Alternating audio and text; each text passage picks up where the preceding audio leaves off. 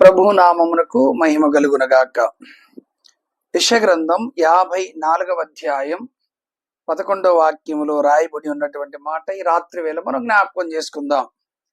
ప్రయాసపడి గాలి వాన చేత కొట్టబడి ఆదరణ లేకయున్నదానా అని దేవుని వాక్యం సెలవిస్తా ఉంది. చాలా మంది ఈ దినాల్లో ప్రయాసపడుతున్నారు. మరి గాలి వాన చేత కొట్టబడి, ఎన్నో ఇళ్ళు గాలి వాన చేత కొట్టబడినప్పుడు ఆ ఇంటి యొక్క పరిస్థితులను మనం అప్పుడప్పుడు తుఫాన్లు వచ్చినప్పుడు చూడగలం. కాకపోతే ఇక్కడ రాయబడి ఉన్నటువంటి మాట ఏంటంటే, అనేక దెబ్బలు తగిలి, గాలి వాన అంటే శ్రమలకు సాదృశ్యం.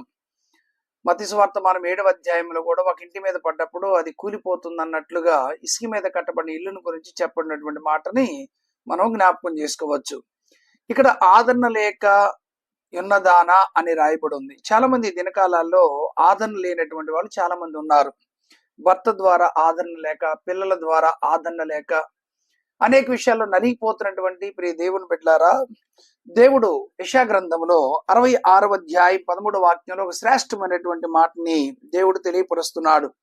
ఒకని తల్లి వాణ్ణి ఆదరించినట్లు నేను మిమ్మలను ఆదరించేదను, యెరూషలేములోనే మీరు ఆదరించబడిదరు అని దేవుని వాక్యం చెప్తుంది. తల్లి తన బిడ్డని ఏ విధంగా ఆదరిస్తుందో మన ప్రభువైనటువంటి యేసుక్రీస్తు వారు ఆయన మనలను ఆదరిస్తానని, మీరు ఆదరింపబడిదరని ఆయన చెప్పి ఉన్నాడు.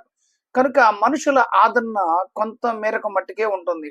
ఫర్ ఎగ్జాంపుల్ గా ఎవరన్నా చనిపోయారు అనుకుందాం, వస్తారు వాళ్ళు, అమ్మా సరేలమ్మా ఏదైనా ఒక దినాన్ని పోవాలి కదా, ఏంటి సరే కొంచెం నువ్వే ధైర్యం తెచ్చుకోమ్మా, అలాగుంటే ఎలాగమ్మా అంటారు. ఒక రోజు, 2 రోజులు, 3 రోజులు చెప్తారు. ఆ తర్వాత వాళ్ళు వెళ్ళిపోతారు. ఆ తర్వాత నువ్వు ఒంటరి దానిగానే ఉంటావు. కానీ బైబిల్ ఏం చెప్తుందంటే, యుగ సమాప్తి వరకు సదాకాలం మీతో ఉంటానని చెప్పినటువంటి దేవుడు, ఒక తల్లి వానిని ఆదరించినట్లుగా నేను మిమ్మలను ఆదరించేదను అని దేవుని వాక్యం చెప్తుంది. అది ఎక్కడ అంటే యెరూషలేములోనే ఆదరించబడదురు అని ఉంది. యెరూషలేము అనగా దైవ సన్నిధిని అర్థం. ఎవరైతే దైవ సన్నిధికి వస్తారో దేవుడు తన సేవకుల నోట ఆయన వాక్కులను ఉంచి ఆ వాక్కు ద్వారా ఆదరించి బలపరుస్తారు. ఎందుకంటే దేవుని యొక్క వాక్యం చాలా శ్రేష్టమైంది. అందుకే కీర్తనకారుడు అంటాడు, బాధలలో అది నాకు నెమ్మదిని కలుగు చేయుచున్నది అంటాడు. కనుక ఈ వాక్యాన్ని వింటున్న నీవు ఒకవేళ ఆదరణ లేక, ఒంటరి స్థితిలో, నిస్సహాయ స్థితిలో, ఏ సహాయం లేకుండా నువ్వు మిగిలి ఉన్నట్లయితే నా దేవుడు తప్పక నిన్ను ఆదరిస్తాడు. అయితే నువ్వు దైవ సన్నిధికి వెళ్ళి ఆయన వాక్యము ద్వారా నువ్వు బలపరచబడ్డప్పుడే నీకు ఈ ఆదరణ కలుగుతుంది. మనుషులు బాధకి కర్తలు,